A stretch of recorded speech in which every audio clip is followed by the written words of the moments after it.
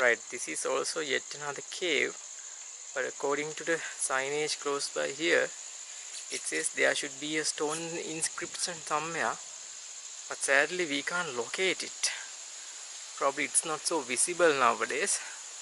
However, we can see some stone inscription just below the rib edge of this cave. If I were to zoom in, you can probably see some writing over here.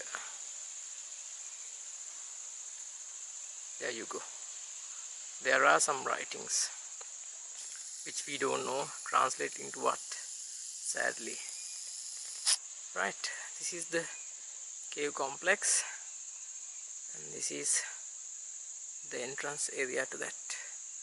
Right, let's go up and see what more we can find.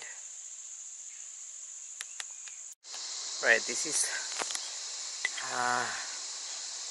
the footage of more of the stone staircase that you have to climb up to get to the Nithupathpana or the Girihandu Seya itself. You can see this is very well maintained, but you can see how steep that is.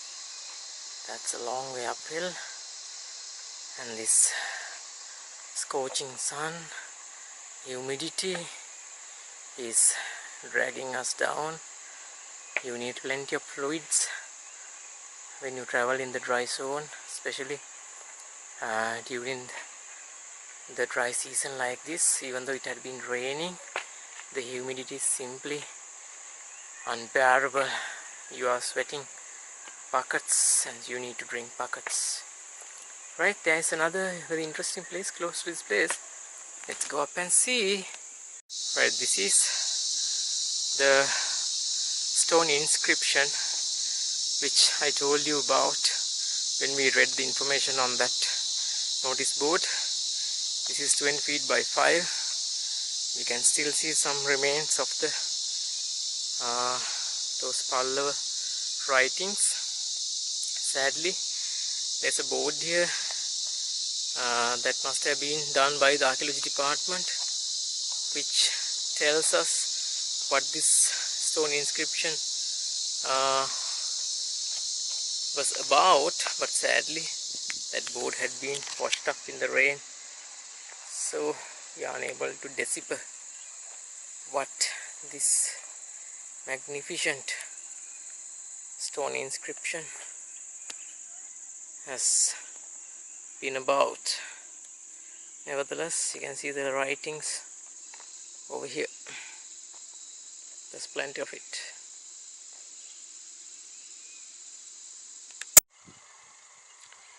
This is one of the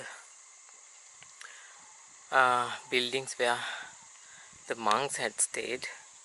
So they are called Sanghavasa, or the living in areas for the monks. You can see this reminds me of the archaeology sites in Anuradhapura and Polonnaruwa. There are two such places on either side, but on this side the ruins are more prominent, whereas to my right there is only a small structure which is remaining. So this is the stone path that goes up to the Girihandu Seya, and this is one of the entrances. This is probably the eastern entrance to the stupa, and we came up the southern entrance. So western and northern entrances are also there, but not heavily used. They were probably closed down during the LTT terrorist activities.